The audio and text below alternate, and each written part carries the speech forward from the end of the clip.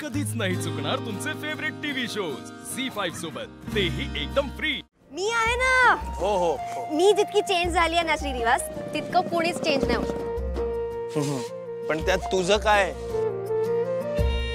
तू ऐक ऐक आधी सांभाळून सांभाळ, तू उतर ना खाली। ही नाही होत रे। बघ आता मी कसा गोळा खाल्ला। हो हो बाई, मानलं तुला, तू कमाल आहेस, तू ग्रेट आहेस, तू एकदम परफेक्ट आहेस। हा आता उतर खाली। श्रीनिवास असं करायचं रे, त्यातच मज्जा आहे। हो हो, तरी पहिल्या प्रयत्नाच्या मानाने तू बरा गोळा खाल्लास हा। नाहीतर माझी जेव्हा पहिली वेळ होती ना गोळा खायची, मी एवढा स्लो गोळा खाल्ला होता की शेवटी त्याचं सरबत झालं होतं। मग बाबांनी मला तेच सरबत प्यायला लावलं।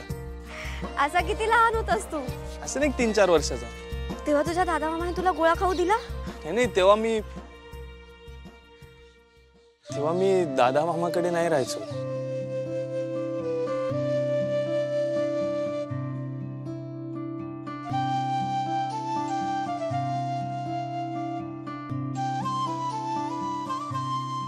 मग कुठे राहायचा? रत्नागिरीत। देन दादा मामांकडे?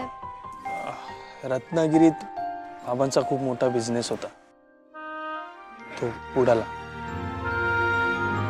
खूप कर्ज झालं होतं आमच्यावर। मग घरदार जमीन सगळंच विकावं लागलं। तेव्हा मला फार काही कळत नव्हतं, मी लहान होतो। पण घरातून निघताना आई बाबांना रडताना पाहिलं होतं। काय मग इथे आलो राहायला। दादा मामाने लगेच बोलवून घेतलं। मला जेवढं आठवतंय ना तेव्हापासून घर म्हटलं की खोतांचं घरच डोळ्यासमोर उभं राहतं। पण मग असं किती दिवस, आय मीन तुझं उद्या लग्न ठरेल, तुझी स्वतःची फॅमिली असेल तेव्हा? तर तसा लग्नाचा काही विचार केला नाही ना मी। पण या घराचे माझ्यावर एवढे उपकार आहेत,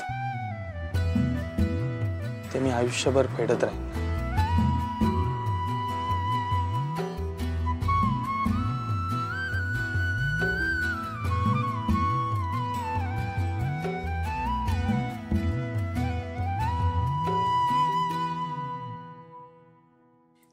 वेल played, keep it up. Thank you sir. श्रद्धा,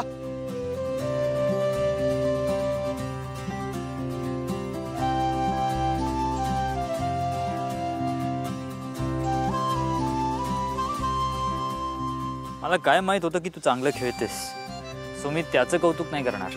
पण आज ज्या प्रकारे तू तुझ्या खेळण्याचा चान्स मागून घेतलास, the way you stood up for yourself, तू माझ्यासाठी तेव्हाच जिंकलीस। I am impressed.